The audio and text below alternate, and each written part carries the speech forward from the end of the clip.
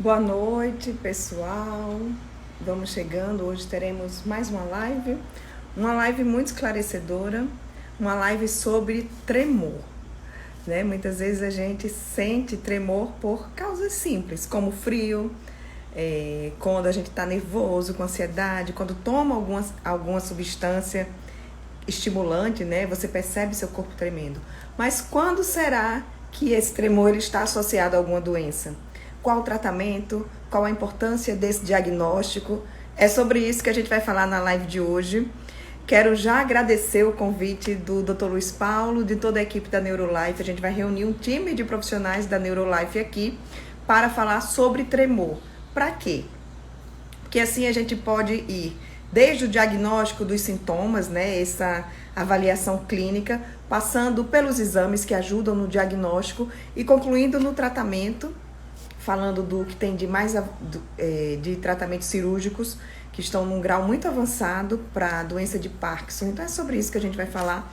Queria convidar aqui o Dr. Luiz Paulo. Dr. Luiz, ele promoveu no seu Instagram a Semana do Tremor, né? E essa live é exatamente para encerrar essa semana, fazendo esse arremate com todas as informações, reunindo esse grupo de profissionais que atua exatamente nessa questão da avaliação, do tratamento, do diagnóstico do tremor. Luiz entrar. Boa noite, todo mundo que está chegando. Tudo bom, doutor Luiz? Boa noite, tudo bom? Tudo ótimo. Um prazer, viu, fazer parte mais uma vez. Prazer é meu, muito obrigada. É uma felicidade estar aqui. A gente sabe que levar informação de muita qualidade hoje, porque vocês reuniram um time de profissional para trazer muita informação sobre tremor. E como é que foi a semana, doutor Luiz? Você fez toda essa semana, né, trazendo informações sobre tremor.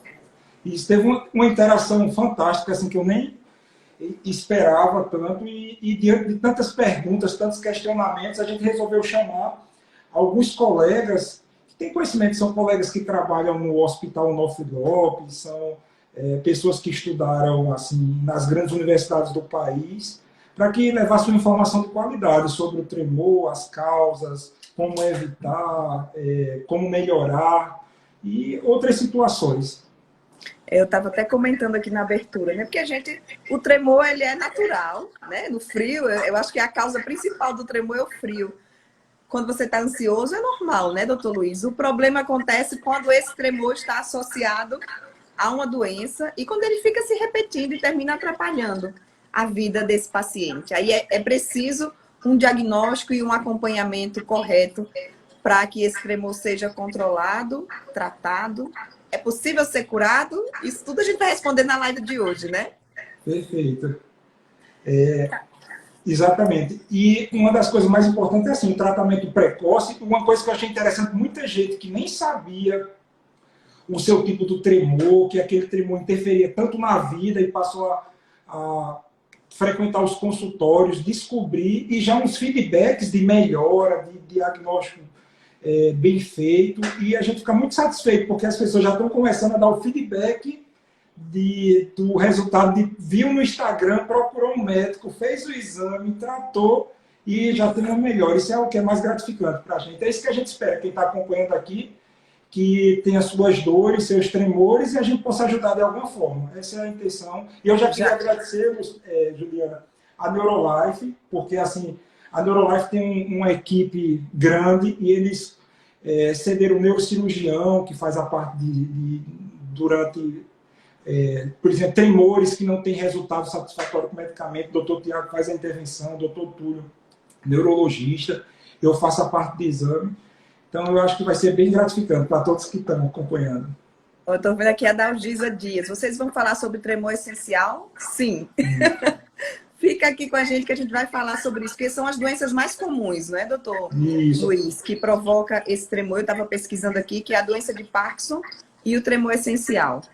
O tremor essencial é o mais comum, e depois Parkinson. Para quem acompanha no meu Instagram, viu a diferenciação entre um e outro, é mais em repouso, outro mais em ação. Eu acho que a gente poderia já chamar o doutor Tiago e o doutor Túlio para participar. Vamos convidar. Eles já estão aí? Então, chama no Instagram da Neurolife, por favor. Neurolife, Dr. Túlio, né? Que vai entrar pela Neurolife e E Dr. Dr. Tiago. Tiago no Instagram dele. Pronto. Já convidei os dois. Vamos esperar eles entrarem aqui. Pronto. Enquanto... Pronto. Ótimo. Boa noite. Tudo bom, doutor Tiago? Já gravei com o doutor Tiago, já conheço, né? Doutor Túlio é a primeira vez. Muito prazer, doutor Túlio. Tudo bom, Juliana? Boa noite. Agradeço a oportunidade. Ótimo. Então, quem vai começar? Vou dizer o que eu pensei aqui, da gente começar pelo clínico, né? Porque quem está acompanhando aí a live, né, passa por esses tremores. Quando é que a gente deve procurar um médico? Que médico procurar? Quando é que acende esse sinal de alerta, doutor Túlio? Vamos começar falando sobre esses tremores. Quando é que o tremor realmente deve levar o paciente ao consultório médico? Boa noite, Juliana. Boa noite, Tiago. Agradeço, Luiz, a oportunidade, o convite. Boa noite aos telespectadores. Juliana, a gente costuma falar que o tremor leva o paciente ao consultório, né, a busca de avaliação, quando prejudica suas atividades de vida diária. Então, é o paciente que vai apresentar algo, algum seminário, por exemplo, começa a tremer bastante, isso, de certa forma, começa a atrapalhar a sua vida, começa a gerar algum transtorno social. Às vezes eu trabalho com algo mais delicado, então sou um cirurgião, começo a tremer na hora da cirurgia. Tudo isso leva esse paciente a vir procurar um auxílio e um diagnóstico correto, né? Em resumo, quando começa, de certa forma, a atrapalhar a sua vida social, as atividades de vida dele. Quais são as principais causas desses tremores que levam o paciente ao consultório? O não patológico, o tremor essencial, como você estava falando anteriormente, que é bem comum, em torno de 1% de nossa população, né? O tremor é algo muito comum, como você falou. Quem nunca teve tremor, né? Um tremor fisiológico, no frio, por exemplo, quem nunca teve? Mas, por exemplo, o tremor essencial é uma causa, o tremor parkinsoniano é outra. O tremor medicamentoso, muitas vezes você está fazendo uso de alguma medicação, algum antidepressivo, anticonvulsivante, antipsicótico e começa a desenvolver sintomas de tremor. Muitas vezes o tremor pode ser parkinsoniano. E tem outras causas também, tremor distônico, tremor tarefa específico dependente, tremor psicogênico, às vezes o paciente tem, né, interesse em algum ganho secundário ou algo do tipo. Temos vários tipos de tremores para poder falar. E hoje a gente vai concentrar mais nesse tremor essencial e na doença de Parkinson, não é isso? À vontade. Qual a diferença entre esses dois, doutor Túlio? Juliana, geralmente... sintoma, dá para confundir? Isso. Dá para tentar diferenciar bem. No início, às vezes, pode confundir um pouco, mas geralmente o tremor parkinsoniano ele vem com outros sinais associados. Então, ele vem costumando, acredito que o Luiz tenha comentado em outros momentos anteriormente, pode vir associado à lentidão, que a gente chama bradicinesia, né? Uma pessoa normal tem uma certa rapidez, amplitude de movimento, o parkinsoniano ele já é mais lento. Pode vir associado à rigidez, que a gente chama também em roda denteada, por exemplo, e instabilidade postural. Esse paciente começa a desequilibrar, começa a cair. Na questão do tremor, geralmente o tremor essencial ele pode ter uma frequência mais baixa, que a gente chama, como ele pode ir variando numa moderada mais alta, dependendo do quadro ser mais avançado. Já o tremor parkinsoniano é um tremor de uma frequência mais moderada, média, alta intensidade, entendeu? Focando aí no tremor essencial, quais são as principais causas, doutor Túlio?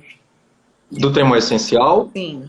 O tremor essencial não tem uma causa específica, assim. Na grande maioria das vezes é um tremor autossômico dominante, pai, um parente de primeiro grau tem componente genérico, tem uns 3 blocos genéricos, ET1, ET2 e ETM3, que tem relação, mas não tem uma causa específica, não. Vários estudos apontam alteração em gânglios da base, associado com vias cerebelares também, e por vezes alguma disfunção cortical, mas a etiologia mesmo não está ainda esclarecida para a gente não, Juliana. A gente não pode apontar uma causa específica para o tremor essencial, não.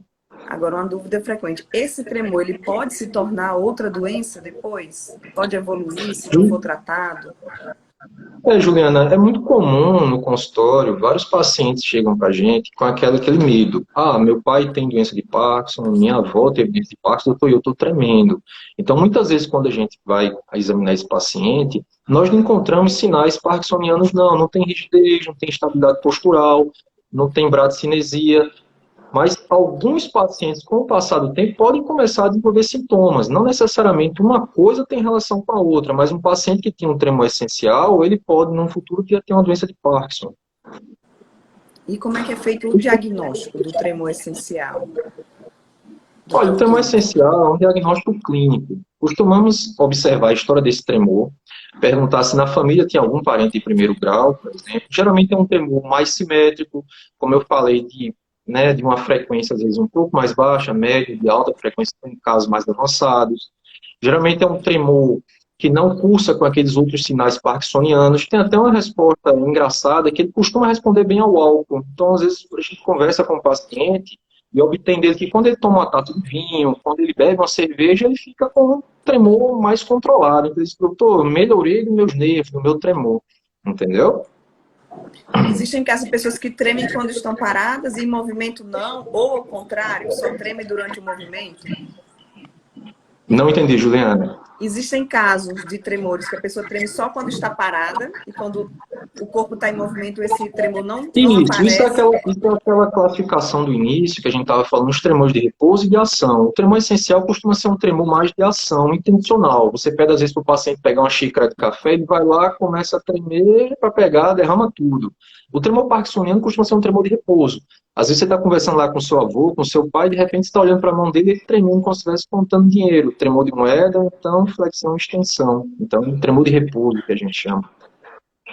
Com relação ao diagnóstico, doutor Túlio, você falou que é clínico, mas quando a gente passa para essa parte dos exames, quais são os exames que ajudam também nesse diagnóstico do tremor essencial e da doença de Parkinson também? Olha, o diagnóstico tremor essencial do Parkinson, se a gente for pensar em exame, é mais para diagnóstico diferencial. Porque, como o Luiz já tinha falado, o diagnóstico é clínico. Um bom exame clínico, uma boa coleta de história, você dá o diagnóstico, certo? Exames como ressonância ou algo mais aprofundado nesse sentido é mais para afastar outras comorbidades que podem ter sinais parkinsonianos também, ou com manifestação de tremor, por exemplo. Às vezes uma neuroinfecção, um tumor, né, em gânglios da base também, um AVC em região de mesencéfalo pode dar tremor, que é o tremor rural. Então é mais para diagnóstico diferencial. Por exemplo, no Parkinson a gente pode usar um marcador que se chama TRODAT, que faz através de um exame chamado cintilografia, também para ver as vias dopaminérgicas. Então é algo mais para descartar outras comorbidades, entendeu? Certo. E no caso do doutor Luiz Paulo, doutor Luiz, só para a gente ir para essa questão do diagnóstico também, que exames poderiam entrar aí para associar nesse diagnóstico também? Como eu concordo com o doutor Túlio. O diagnóstico de tremor é basicamente clínico, como eu falei no meu Instagram. Então, assim, o paciente, por exemplo, tem um tremor de Parkinson, um tremor mais em repouso, já o tremor essencial, quando vai fazer uma ação, se é mais unilateral é o Parkinson, se for mais bilateral é tremor essencial. E aí, alguns casos, isso é difícil, porque precisa de algum exame para diferenciar com algum outro fator, ou a eletroneuromiografia, que é o que eu faço, pode ajudar a diferenciar alguns tipos. Às vezes a pessoa quer documentar, ou um tremor que você quer provar aquele tipo de tremor, ver com mais detalhe, frequência, amplitude, porque com o exame de eletroneuromiografia a gente coloca eletrodos nos braços, em musculatura agonista e antagonista, e a partir da leitura desses gráficos, a gente vai dizer, ó, isso aqui é Parkinson, isso aqui é tremor essencial, isso aqui é tremor rural. Então, quando o clínico tem uma dúvida, faz isso. Tem um estudo do Reino Unido mostrando que 25%, está até no livro da Unifesp, que 25% dos diagnósticos, quando é feito só com bases clínicos, e depois avaliar esse cadáver, os diagnósticos de Parkinson estavam errados em 25% dos casos. Então, é um dado alarmante, 25% dos casos está errado o diagnóstico, como é que pode? Então, tem casos que são duvidosos, e aí entra a eletroneuromiografia, entra outras coisas que podem ajudar. No caso, é onde eu entro, no meu setor, e durante a cirurgia, que eu faço basicamente assim, hoje em dia, minha demanda de exames é muito alta, então eu não faço mais consultório. Muita gente até fica no Instagram perguntando, pedindo consulta. Atualmente eu não estou conseguindo fazer consulta porque a minha fila de exames já é muito grande de cirurgias. Então hoje em dia eu faço só, mas eu estou até pensando, depois de tanta gente no meu Instagram pedindo, mas atualmente eu faço só exames e cirurgias. Então basicamente no tremor, eu faço o exame para diferenciar os tipos de tremores, quando o médico fica com alguma dúvida. E na cirurgia, eu ajudo a localizar o alvo. porque você consegue, quando coloca o eletrodo dentro da cabeça do paciente, com a máquina que eu tenho, a gente consegue dizer o local correto. Porque se aquilo estiver no local errado, o paciente não vai ter uma melhora tão boa. Tá bom? O tratamento, o doutor Tiago está aí, mas falo já com o senhor, viu, doutor Tiago? O tratamento é só cirúrgico ou não? Como é que é esse tratamento clínico?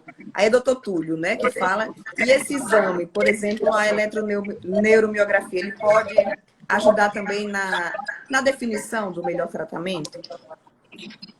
Pode, Juliana.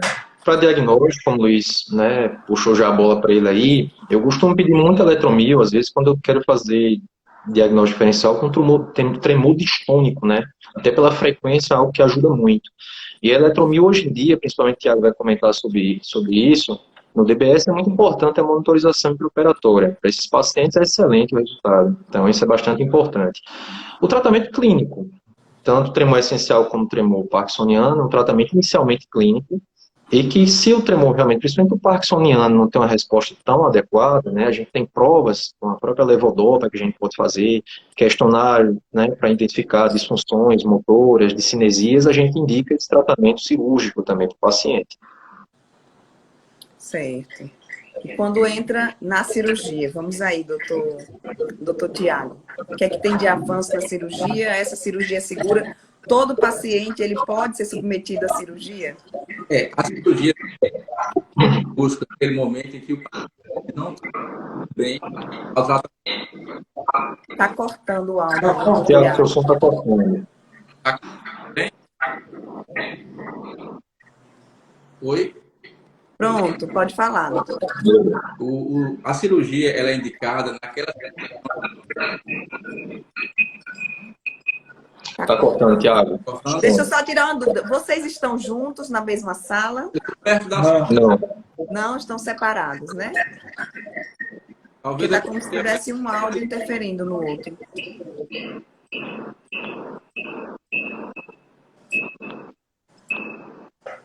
Ó.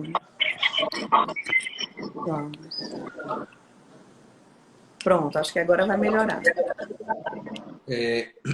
a cirurgia ela tem uma clínico, né? Tá tudo bem?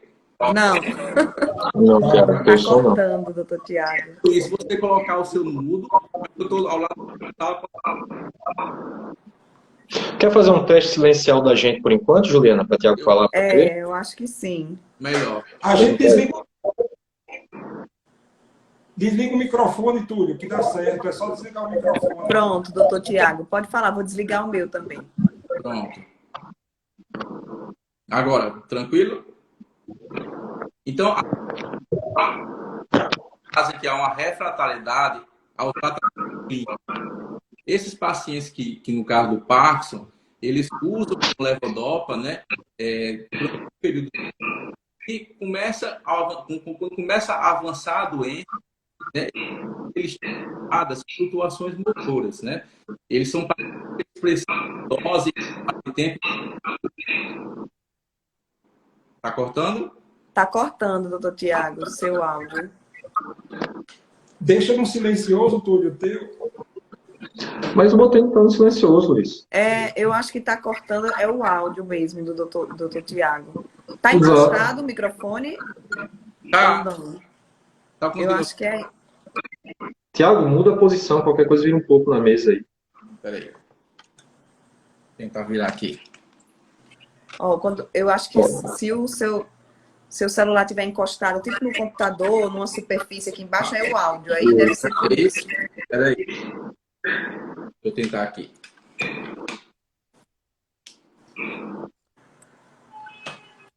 Agora. Tá Pode bem, falar, agora tá bom. Houve alguma mudança? Ouve. Melhorou. Melhorou mais? Sim, muito. Melhorou. Então, vamos lá. A cirurgia do DBS, do paciente Parkinson, ela é avaliada no quinto ano de doença, o paciente a ter uma refratariedade que acontece em torno de 20 a 30%. E Como é que é? Flutuações motoras. Tá ouvindo? Doutor Tiago, é assim, porque já é um tema assim bem, né? E a gente não está conseguindo entender. Eu, pelo E é menos, não uma estou parte entendendo interessante nada. da explanação de cirurgia do Parkinson, né? Peraí. E agora? Logo Ainda, no agora tá começo bom. melhora. Quando você começa a falar, o áudio não fica bom. Eu vou tentar mais uma vez aqui. Eu estou no celular. Se for, entro pelo Instagram aqui. No computador, tá certo?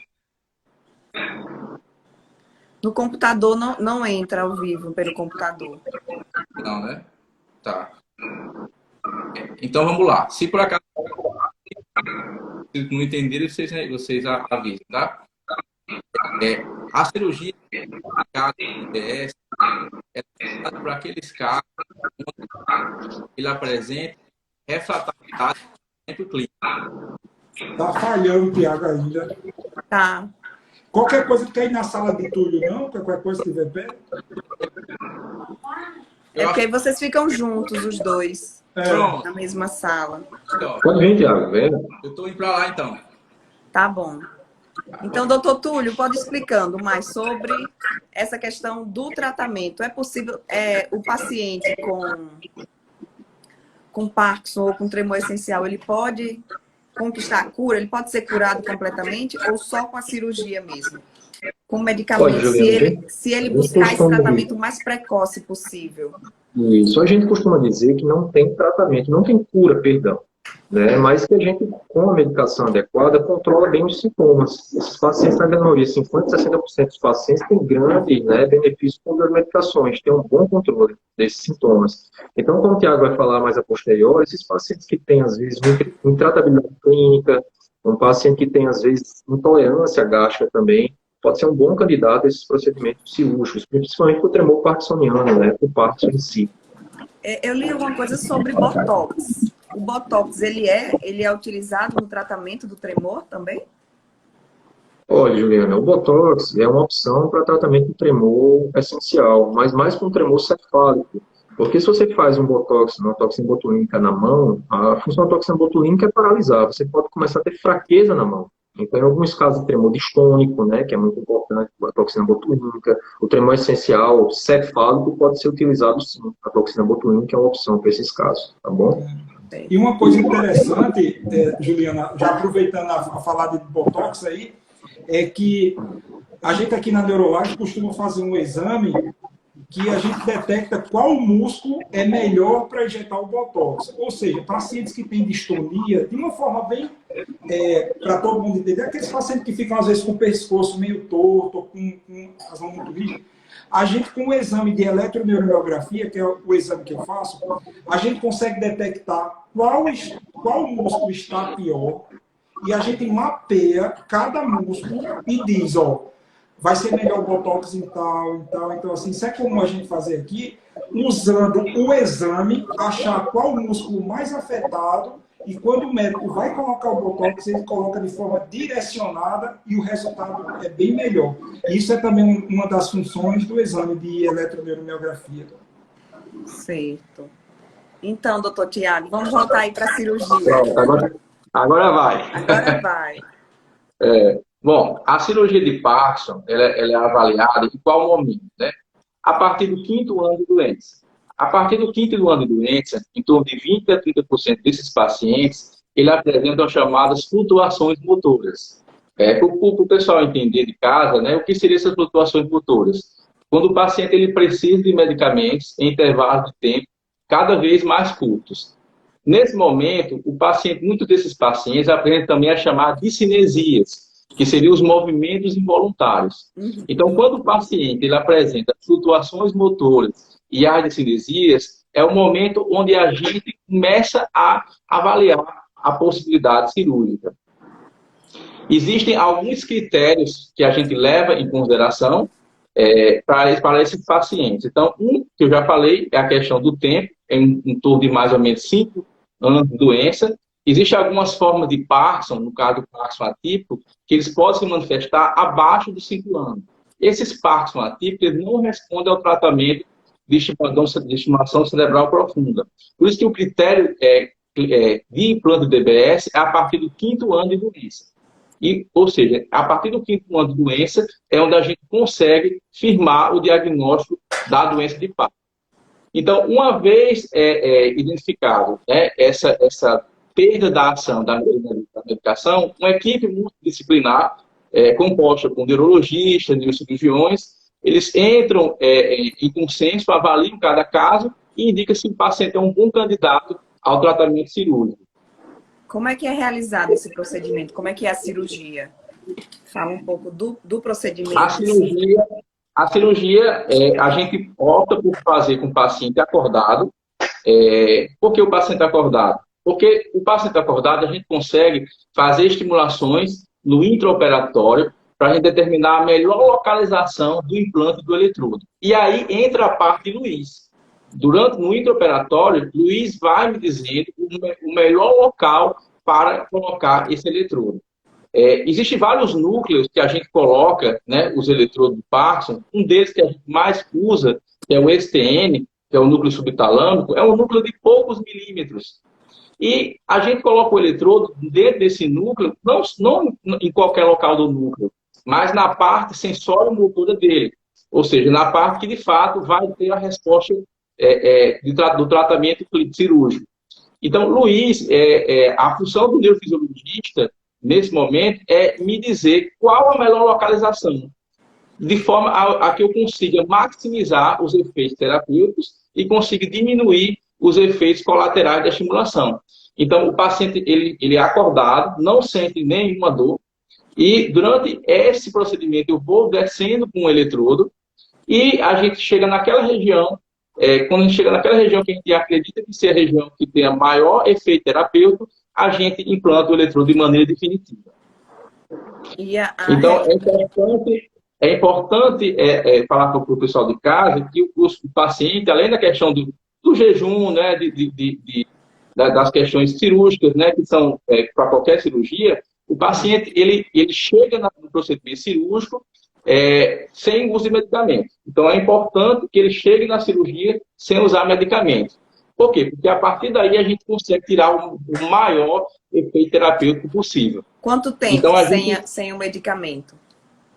Pelo menos 12 horas. Então, a gente implanta um halo de estereotaxia. O que é o halo de estereotaxia? Já traduz, porque todo mundo aqui não é neurocirurgião, não.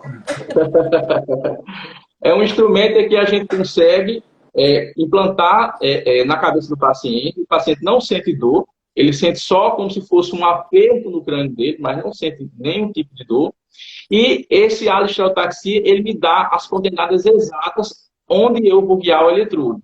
A gente faz um planejamento no software, um planejamento prévio, e esse planejamento prévio é capaz de me dizer tudo isso. Aliado à questão da neurofisiologia, que o doutor Luiz consegue também me trazer informações importantes. Certo. E a resposta cirúrgica, desse tratamento cirúrgico? Tem alguma estatística? O que é que a gente consegue? Consegue curar o paciente ou não? Consegue reduzir esses sintomas? Quantos por cento? Tem alguma estatística sobre isso? Na verdade, a cirurgia não é a cirurgia do DBS, né, da estimulação cerebral profunda, ela não visa curar a doença de Parkinson. A doença é uma doença neurológica crônica, progressiva, que ela vai continuar progredindo, mas a gente consegue reduzir em vários anos os sintomas que o paciente vem sentindo. E com o tratamento, com a neuromodulação, a gente consegue reduzir pelo menos 50% das medicações que ele utiliza. Certo. Doutor Tiago, e com relação ao tremor essencial, também tem tratamento cirúrgico para eles? O tratamento cirúrgico do tremor essencial é semelhante ao tratamento do Parkinson. Muda muito a questão do alvo, né? Como eu falei, a gente utiliza alguns alvos cerebrais específicos, dentre eles o STN, a gente utiliza para o Parkinson. No caso do tremor essencial, a gente utiliza o tálamo, o VIM. Então, vai, na verdade, mudar muito somente a questão do alvo, se eu pensar em DBS. Mas eu posso pensar em talamotomia, com radiofrequência, eu posso pensar em radiocirurgia com gamma knife, que também é bastante utilizado. Eu posso pensar em lesão por ultrassom, que não tem ainda no Brasil. Então, são outras técnicas também que elas podem ajudar a esses pacientes. Ótimo. Já tem perguntas aqui do pessoal que está participando da E eu live. queria já deixar, Juliana, uma observação para as pessoas. Assim, então, quem está escutando essa live, que tiver tremor, e tem um tremor há mais que 5 anos, um Parkinson, que está usando medicamento, não está melhorando, será que não é hora de conversar com o seu médico? Então, assim, que essa live acrescente essas pessoas, chegar para o seu médico: doutor, será que não era de eu fazer a cirurgia? Vale a pena, não vale a pena? Procurar saber, se informar, porque às vezes a gente percebe assim, que também muitas pessoas tem tremor, às vezes tem indicação cirúrgica e às vezes Nem sabe, tem receio, nem sabe o que é para fazer, às vezes o profissional indica, mas o paciente tem medo, e aí a gente está aqui disponível para esclarecer e para alertar. Não está melhorando o tremor? Converse com o seu médico. Será que isso é cirúrgico? Será que não é? E, assim, eu que acompanho cirurgia, assim, falando de uma forma popular, é surpreendente a melhora. Assim, pessoas que, quem puder acompanhar, acho que tem no YouTube alguma coisa, a gente não costuma postar foto do paciente nosso, né, que é uma regra minha do meu Instagram. Mas, assim, as pessoas entram tremendo na cirurgia. Quando ele liga, Tiago, liga o TPS, a pessoa é uma melhora surpreendente, as pessoas melhoram uma qualidade de vida espetacular. Então, acho que para isso é que a medicina vem fazer com que as pessoas tenham uma melhor qualidade de vida. Então, essa observação, está com tremor, conversa com o seu médico, se vale a pena, se tem indicação. Não que tenha, mas conversa. Luiz, e assim, Juliana, como o Tiago estava falando, tudo isso é feito baseado em critério. Não adianta chegar ao paciente, às vezes, com 6 meses de diagnóstico de doença do Parkinson, com praticamente início dos sintomas, achando que vai poder operar e que vai, de certa forma, não. Então, como o Tiago falou, pelo menos 5 anos de doença pré-estabelecida. Temos escalas terapêuticas, como a UPDRS, que a gente faz um teste, deixa o paciente 12 horas, por exemplo, sem a dopamina, né? E depois você faz uma estimulação máxima de 200 miligramas nesse paciente para ver como é a resposta motora dele. Se ele tem uma melhora em torno de 30% a 50%, é um bom candidato para fazer a questão do tratamento. Então, vovô tem Parkinson e está demenciado. Então, esse é um paciente candidato? Não. Pacientes que têm realmente um componente de demência, manifestações atípicas como desautonomias, quedas, não são candidatos bons à cirurgia, entendeu? Então, isso tem que ficar bem claro, porque às vezes o paciente entende: comecei com a doença agora, vou para a cirurgia, vou operar, doutor Tiago não quer me operar, ele é ruim. Não é assim. Infelizmente, a gente sabe que hoje em dia, na medicina, infelizmente, tem gente que faz de tudo, né? Dos melhores aos piores. Então, tem gente querendo colocar DBS em todo mundo. E o paciente vai, coloca o aparelho, muitas vezes mal indicado, e não vai ter melhora. E depois ele sai culpando: Deus, não melhorei, não tive melhora alguma, estou tendo que tomar. E outra coisa importante, o DBS ajuda a controlar essas flutuações motoras. Mas o paciente chega e diz: doutor, depois que eu colocar o DBS, eu não vou usar mais nenhum remédio. Não é bem assim. A grande maioria das vezes você consegue uma redução, né, da quantidade de medicação que você faz. Mas você tem que continuar com o tratamento clínico, sim, isso é importante. Tá bom? A cirurgia. O doutor Tiago falou que consegue reduzir 50%, consegue atrasar, no caso, o avanço dessa doença. Lá na frente, poderia ser feito uma nova cirurgia para retardar mais um pouco ou não? É uma vez e pronto. Tiago está por aqui? Tiago foi ver o celular dele ali. Tiago. Eu pensei que ele estava indo lá. Peço para colocar Tiago, ele tá. Pode colocar ele. E isso é importante o que o doutor está falando, porque assim, por isso que a gente fez essa reunião interdisciplinar, porque a medicina avançou muito. Então, cada pessoa tem um cuidado de sua área. Então, assim, uma tecnologia que até ontem era boa, hoje não é mais. Então, por isso que é importante conversar com o seu médico, se vale a pena, conversar com um especialista, para chegar a uma conclusão. E uma coisa importante que o Thiago vai falar, Júlio, que a vantagem do DBS é que é um procedimento reversível. Se você achar que o paciente não está, você pode fazer, diferente dos procedimentos antigos, né? Tinha a talotomia, a palotomia, que você destruía esses núcleos e realmente era irreversível. Você não tinha mais o que fazer. Repassa a pergunta que o Thiago já está... Pode fazer a pergunta. O que eu falei, com o passar dos anos, fez a cirurgia, o paciente está respondendo bem, mas aí vai passando os anos e a doença vai avançando. Pode ser realizado um novo procedimento lá na frente? Nem precisa. Tá ouvindo? Sim. O celular, então, viu? Tá conseguindo ouvir? Tá não, doutor Tiago. Tiago, peça o celular de Renan. É, não tá. Deixa eu ver com...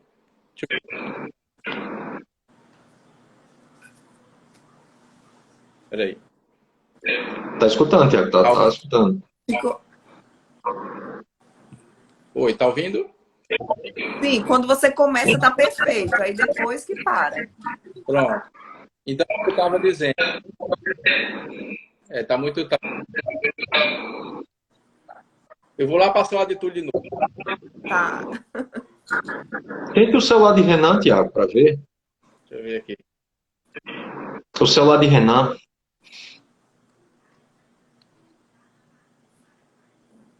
Pronto, deixa ele voltar.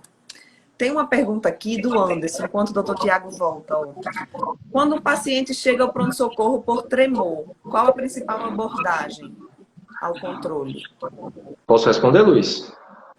Eu acho que uma boa história clínica, em primeiro lugar, sabe, Juliana? Conversar com ele, porque é muito comum, às vezes... eu digo isso porque eu trabalho no pronto-socorro do São Lucas, né? Uma urgência de referência neurológica aqui em Natal. E muitas vezes o paciente chega com tremor e você conversando, você consegue definir se às vezes é um tremor, por exemplo, por um estresse emocional, se é um tremor, por exemplo, medicamentoso, se é um tremor, por exemplo, por excesso de ou abstinência a alguma substância, que às vezes o paciente fez o consumo de alguma droga, por exemplo, ou então está em abstinência de álcool, certo? Então isso é importante sempre conversar para fazer diagnóstico diferencial, numa urgência. Certo. Ana Dalgisa Dias. Qual o controle fora o uso de propanolol para o tremor essencial? Temos outras opções. As drogas principais são o propanolol e a primidona, né? Mas temos outras opções, como topiramato, como os benzodiazepínicos, e se for um tremor cefálico, como a gente conversou um pouquinho anteriormente, né? A toxina botulínica é bem interessante. O que acontece muitas vezes, Juliana, eu tomei propanolol e não melhorei, tomei a primidona e não melhorei. O problema é que muitas vezes as doses não são otimizadas. Quanto é que você está tomando de propanolol? Eu tomo só 40 miligramas, é uma dose ainda relativamente baixa. A gente tem como dar margem a esse tratamento. Agora, claro, partindo do ponto que esse paciente às vezes não tenha já hipotensão, não tenha asma, que são efeitos colaterais que os remédios do tremor essencial podem piorar, entendeu? Doutor Tiago já tá, viu? Se puder chamar. Deixa eu chamar aqui, doutor Tiago. Ele tá com outro celular. Eu acho que agora vai. Tremor involuntário no lábio é normal? Às vezes pode ser ansiedade, consumo excessivo de cafeína, né, que a gente chama. Às vezes pode ser uma miocemia labial. Então precisa ser bem avaliado também, para poder pensar, talvez, em fazer diagnóstico diferencial por uma doença mais grave, digamos assim. O interessante que eu acho dessas lives é exatamente isso. Aqui é um norte para que você vá procurar o seu médico, porque todo diagnóstico vai ser no consultório, né? Não sei, que eu acho que todo mundo já deve ter tido aquele tremorzinho palpebral, né? Olho, Meu olho chega muitas vezes na urgência, né? Quando você vai conversar, o paciente passa várias noites, às vezes, sem dormir, estudando, tomando muito café, o que a gente chama de miocemia. Na grande maioria das vezes, um tremor benigno, e que ele vai se resolver em alguns dias. Ótimo. Então, doutor Tiago, fala aí dessa cirurgia. Essa questão de fazer a cirurgia novamente lá na frente. Sim, então vamos lá. Eu tô achando, doutor Tiago, que é a sua sala aí. Tiago, muda a sala, Tiago. Vá para outra sala. Já mudei. Levanta aí, Tiago. Afasta o celular do computador para ver. Não sei o que é. Afasta o celular do computador. E agora? Vá, fala agora. Melhorou, vá. Melhorou agora? Melhorou. Tá conseguindo ver? Escutar? Sim. Deixa eu botar o computador para lá, então. Pode ser que seja isso, então. Talvez o computador esteja dando interferência no celular. Exato. E agora? Tá bom. Tá bom o som? Pronto, então vamos lá. A neuromodulação, ela, na verdade, Juliana, em que está ouvindo direitinho? A neuromodulação não é um procedimento estático, né? É um procedimento que a gente consegue, o nome já está falando, a gente consegue modular o movimento. A cirurgia ela não termina, na verdade, né, naquele exato momento. O paciente... Doutor Tiago. É como se tivesse um batido aí na sala, não é? É, pior que eu já mudei de sala. Não sei o que é. É, tá esquisito. Tá. Vou lá para tu de novo. Vai, aí você explica lá. Vou lhe cobrar, viu, Tiago? Vou lhe Leve cobrar o seu aí. celular para o lado também. Vá no seu celular. Traga o celular pra cá, Tiago, pra ver. É, Vamos ver se ver. tá certo lá. Ver se é a sala ou se é seu celular. Já vai mostrando aí a nossa série, Neurolife. Já vai mostrando a Neurolife aí. Isso. Olha aí. Olha aí, para quem não conhece a Neurolife, é aí, Nova Clínica. Tem gente perguntando sobre formigamento. Não vamos falar sobre formigamento hoje. Né? Hoje a nossa live é sobre tremor. Mas a pessoa pode perguntar, Juliana, pelo meu Instagram, no direct que eu respondo, viu? Certo. E o Gleidson, pode perguntar para mim no Instagram. Deixa eu ver se tem mais algum.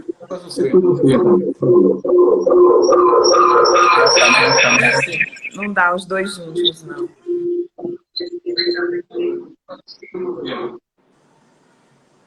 Um fone, doutor Tiago.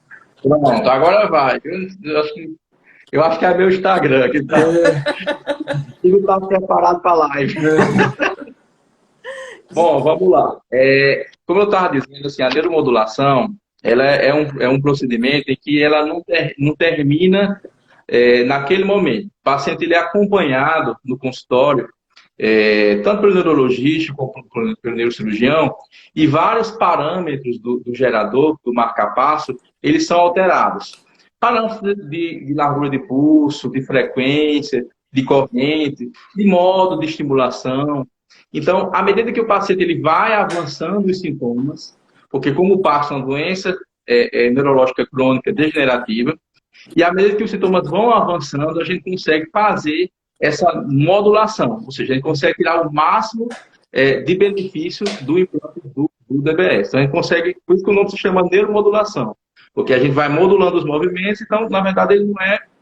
A cirurgia ela não acaba naquele dia, ela permanece. Então, é importante até para o pessoal ficar ciente que o paciente ele tem que estar sempre vindo em consultório, né, com um neurologista ou com um neurocirurgião, para fazer de maneira periódica essa modulação para a gente conseguir o máximo de resposta possível do movimento. Então, na verdade, não precisa a gente fazer uma nova cirurgia por conta disso. Se fosse no caso das lesões, as lesões não, que é uma coisa estática, então aí a gente teria que talvez pensar em botar um DBS, enfim. Mas no caso da neuromodulação, em particular, a gente consegue fazer, a gente tem essa vantagem, porque à medida que o paciente ele vai progredindo os sintomas, a gente vai modulando e vai tendo o máximo de resposta. Então, por isso que não há necessidade de se realizar um segundo procedimento. Doutor, e assim, a cirurgia do DBS, é claro que todo procedimento cirúrgico tem seus riscos, mas são riscos que são baixos, considerados baixos. A gente tem um risco de infecção, um risco de 2% só, e um risco de hematoma, um risco de 1%. Então, a cirurgia, que ela é uma cirurgia segura, ela é muito tecnológica, ela é muito programada em software. A gente faz trajetórias avasculares, quando a gente vai descendo os eletrodos, trajetórias que dão o máximo de segurança para que o paciente não diminua o risco o máximo possível de qualquer complicação, de qualquer coisa dessa natureza. Então, a gente pode considerar até como uma cirurgia minimamente invasiva, porque, na verdade, não é feito uma abertura grande do crânio. É feito 2 orifícios pequenos no crânio e, através desses orifícios, a gente implanta esses eletrodos, né? Doutor Tiago, uma pergunta bem leiga. Não sei se eu vou falar besteira aqui, mas eu estou nessa dúvida. É mais ou menos como um marca-passo? Coloca um marca-passo no coração e depois você vai regulando ali. Exatamente. Pelos princípios da estereotaxia, né, ou seja, que esse sistema de coordenada cartesiana, a gente consegue localizar com precisão o alvo cirúrgico que a gente quer chegar, e a gente acopla esses eletrodos em um marca-passo, em um gerador. Esse gerador ele fica implantado aqui embaixo da clavícula, no subcutâneo, tudo debaixo da pele, não fica nada exposto. Em algumas situações, quando o paciente é muito magrinho, tudo, a gente pensa implantar no abdômen, mas são raras situações. Normalmente a gente implanta aqui na região que a gente chama, né, infraclavicular. Então fica tudo internalizado, né, enfim, então isso é uma coisa bastante tecnológica, né, a neuromodulação DBS, ele já faz muito tempo, né, que ele surgiu, né, surgiu no final da década de 80, no início da década de 90, com o francês, né, do grupo de Grenoble, o Benabi. Então, o Benabi ele publicou os seus primeiros trabalhos nessa época, e de lá para cá as coisas vêm cada vez melhorando e se adaptando para isso. E como é que é o pós-operatório, né, desse paciente? No pós-operatório, né, o paciente ele fica internado no hospital em torno de mais ou menos 1 a 2 dias após a cirurgia. Muitas vezes não precisa nem de UTI, já que o paciente fica acordado, a gente faz uma tomografia no pós-operatório. Então, muitas vezes não há necessidade formal de um UTI para esse procedimento. E a gente deixa o paciente internado 1 a 2 dias, o paciente sai de alta, com todas as orientações para qualquer cirurgia, de retorno, de fase curativo, diário, e ele volta no consultório em torno de 15 dias. Por quê? Porque com 15 dias a gente já consegue, no consultório, retirar os pontos dele e fazer a avaliação pós-cirúrgica, né, com mais exatidão. A partir do 15º dia, né, tem alguns grupos que advogam até 3 semanas, a gente liga o gerador. Então, é importante para o público de casa saber que, na verdade, a gente não liga o gerador, o marca-passo, a gente não deixa ligado no dia da cirurgia, não. A gente deixa desligado o gerador e liga depois em torno de 3 semanas, né? Lá na Unifesp, a gente deixava 3 semanas desligado e a partir da 3ª semana a gente ligava. Por quê? Porque muitas vezes o contato do eletrodo, né, com o cérebro ali naquele local, às vezes faz um edemazinho e aí tem uma alteração de impedância. Então a gente deixa para ligar esse gerador em torno de 3 semanas. Mas tem grupos que ligam com 2 semanas, vai depender muito do local. Tem a Cris, ela falando que não acredita em cirurgia porque abriram a cabeça da mãe um tempo atrás e ela piorou. A cirurgia, o paciente pode piorar ou ele fica estacionado ali, do jeito que ele estava? Na verdade, a cirurgia não piora a doença, né? Assim, eu não sei, na verdade, cirurgia, né? Qual tipo de cirurgia que foi feita, né? Nesse caso. Mas, na verdade, a cirurgia ela não vem a piorar a doença, a não ser que aconteça, como eu disse, algum tipo de complicação, de hemorragia, ou algum tipo de infecção, alguma coisa dessa natureza. Mas, normalmente, se for feito com uma pessoa habilitada, né, e que tenha experiência na parte de neurocirurgia funcional, isso aí o risco é bem pequeno. E importante isso que o doutor Tiago falou, que o cuidado que as pessoas bem formadas têm de usar todos os artifícios. Por exemplo, monitorização intraoperatória. Algumas pessoas operam sem monitorização intraoperatória. Então, assim, exatamente, não tem os cuidados. Então, assim, quando uma cirurgia da mãe dela complicou, será que essa pessoa estava com monitorização intraoperatória? Será que essa pessoa fez uma formação como a do Dr. Tiago, que foi na Universidade Federal de São Paulo, com cursos no exterior? Será que tem toda uma formação? Será que usou tudo que a gente tem disponível hoje em dia? Porque hoje em dia você tem que se atualizar. Por isso que a gente aqui na Neurolife prima muito pelos cuidados técnicos, assim. Vai fazer uma cirurgia de monitorização, e serve até para todo mundo que está assistindo, vai fazer uma cirurgia de um tumor cerebral, conversa com seu médico, precisa de monitorização, porque isso é uma coisa importante para que não venha a ter complicações. Então, assim, é uma tecnologia nova que você precisa estar com bons profissionais e com pessoas capacitadas. Então, olhe os currículos, avalie e veja como está fazendo, porque geralmente as complicações podem acontecer, mas geralmente não são em cirurgias do tremor assim com tanta facilidade, não. Às vezes é em outra coisa que precisa de um cuidado maior.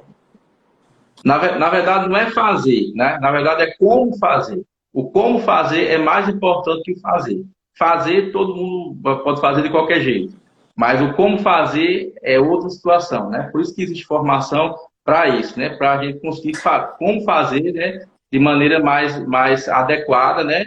E que não tenha esses riscos, né? E que não queira um procedimento que ele começou desde a década de 90. Então, Então, infelizmente, assim, a gente tem que avaliar essa situação. O como fazer é mais importante. Como o Luiz falou, a monitorização ela é importantíssima porque ela traz esse recurso a mais, ele traz essa segurança a mais para o paciente. A gente consegue, na monitorização, saber se o paciente ele vai ter algum efeito colateral quando ligar o eletrodo. Então, a gente consegue ter essa noção. Se o paciente tiver algum efeito colateral, na hora a gente já muda o eletrodo. Então, o como fazer é mais importante, né? Então, geralmente essas cirurgias eu gosto de realizar com o paciente acordado, porque a gente pode usar essa técnica da monitorização neurofisiológica, né? Alguns colegas fazem em anestesia geral. Não é que esteja errado, certo? Tem trabalhos também que mostram que a anestesia geral também pode trazer bons resultados, mas você fazer dessa forma, monitorização, paciente acordado, interagindo, você na hora vendo o efeito da estimulação, realmente é outra coisa, né? E tem todos os critérios na hora de selecionar o candidato a essa cirurgia, né? Isso também faz diferença. Exatamente. A seleção é o mais importante de todos, né?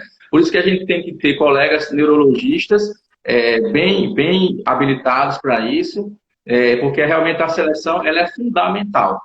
A cirurgia, na verdade, eu sempre costumo dizer, ela não começa no dia que o paciente interna no centro cirúrgico.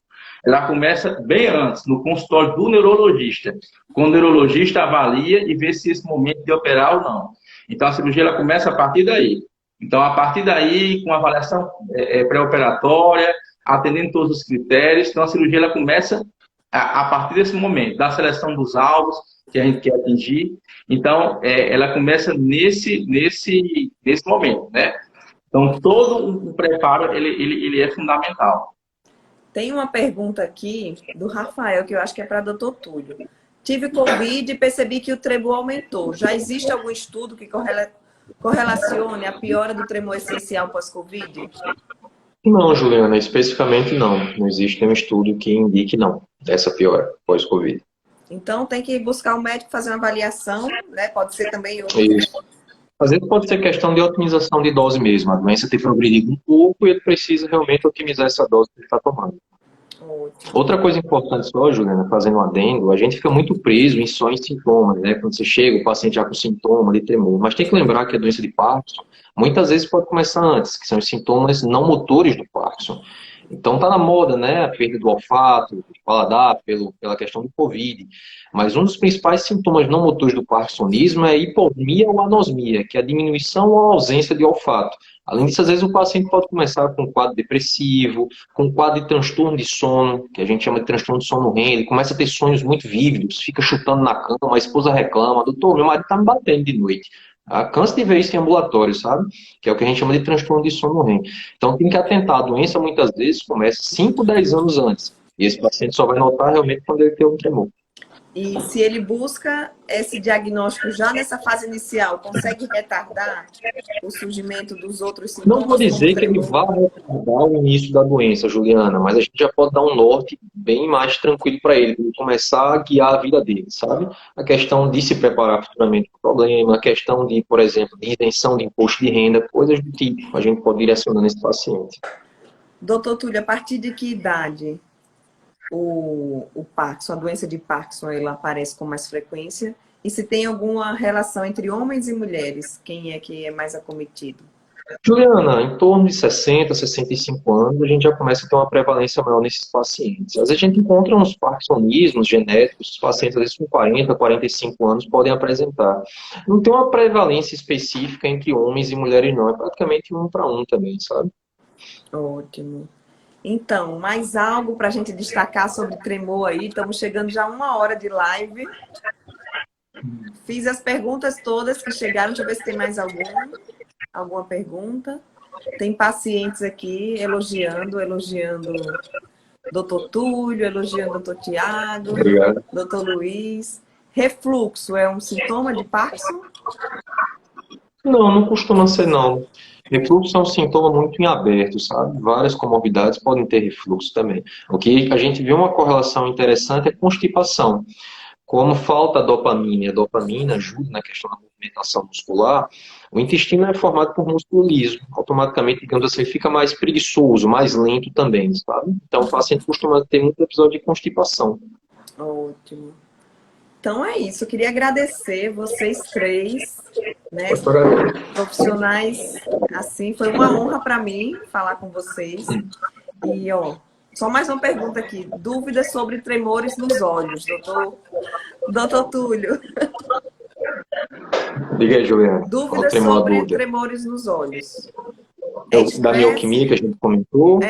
A grande maioria diz é estresse, é não dormir bem, é consumo excessivo de cafeína. Isso a gente chama de mioquimia palpebral. Não é um tremor que a gente costuma classificar dentro de tremores malignos, não, certo? Então, vale a pena tirar essa dúvida, porque é uma queixa muito comum. A gente acha que é brincadeira, mas por plantão atendo 1 ou 2 pacientes que vêm pra gente achando que porque o olho está tremendo, pode estar com esclerose lateral amiotrófica ou algo do tipo. Então a gente examina, conversa e deixa ele mais tranquilo depois de responder essa dúvida dele. Inclusive hoje é o Dia Internacional, né, de Conscientização da ELA também. Você falou aí no tema também a Cosma está perguntando se o tremor essencial pode evoluir para o Parkinson. Quais as chances? Já até respondeu a gente falou isso no início, né? A gente falou isso no início. Não é que um vá originar o outro. Existem, né, estudos que tentam verificar essa correlação, mas nada ainda muito fechado, não. Mas um paciente com tremor essencial, com o passar do tempo, ele pode vir a desenvolver, por outras vias neurológicas, o parkinsonismo, sim. Terezinha aqui. Doutor Túlio, você, como bom médico, é notório que aprendeu a expor e não a impor suas ideias. Obrigado. Olha aí. Então é isso. Doutor Túlio, tem mais alguma consideração a fazer? Agradeço a oportunidade, espero, né, poder ter ajudado um pouco aí. Precisando, ficamos à disposição. Ótimo. Tá bom? Doutor Luiz, doutor Tiago. Eu queria agradecer a doutor Túlio e doutor Tiago por terem aceitado, né, essa conversa aqui. As pessoas que me seguem, eu prometi que ia trazer profissionais capacitados. E agradecer, Juliana, pela parceria, por poder participar conosco. É sempre um prazer. E ficar essa dica para vocês aí de conversar, participar, e a gente está à disposição na Neurolife. Agradecer a Neurolife, viu, pelo espaço, por transmitir no Instagram também, por comprar essa ideia e por nos ajudar nisso aí. A gente está à disposição. Doutor Tiago. Agradeço também a Neurolife, né? A doutor Luiz aí, que teve essa brilhante ideia de reunir, né, a gente da equipe. Eu acho que essas discussões, né, interdisciplinares são bastante enriquecedoras, né? E eu espero que a gente tenha contribuído, né, para tirar várias dúvidas, né, das pessoas que estão aí em casa. E a vocês também, né, do Viver Bem, né, que estão aqui, né, nos ajudando. A todo mundo que acompanhou. Eu quero até deixar um convite para todos, porque a Neurolife tem um canal, né, no YouTube, a Neurolife, e tem muitos vídeos, sobre a neuromodulação, né, tem sobre o exame de Dr. Luiz, tem sobre o Parkinson, sobre a doença de Parkinson. Então é um excelente canal também para as pessoas se informarem, não é? Tem vários vídeos lá. E também a equipe da Neurolife, que é bem completa, né? Os pacientes encontram aí exatamente o que vocês estão vendo aqui hoje. É o diagnóstico, é o exame, é o tratamento. E o interessante é que é todo mundo falando a mesma língua, né? Todo mundo pensando igual, para que o paciente tenha o melhor resultado.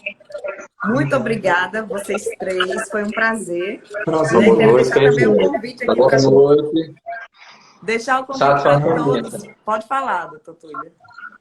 Só isso. Não, eu que agradeço a oportunidade, Luiz, mais uma vez, a Neurolife, por ter privilegiado aqui esse encontro da gente para discutir um pouquinho sobre tremores. E novas discussões venham, né? Mais enriquecedoras. Exatamente, é isso aí. Muito obrigada para todos vocês que participaram também aqui na live, mandando suas dúvidas. Aí já tem muita gente mandando sugestão de tema aqui para falar sobre demências, pra gente fazer aqui para ajudar. Vai anotando aí, Juliana, faça uma enquete aí. Vamos discutir a próxima, né? Muito obrigada. Boa noite para vocês. Quero também deixar um convite para todos seguirem o Guia Viver Bem, né? Quem está aí pela Neurolife, a gente também publica aqui muitas informações para ajudar as pessoas a conquistarem aí mais saúde. Muito obrigada. Boa noite. Valeu, boa noite. Tá.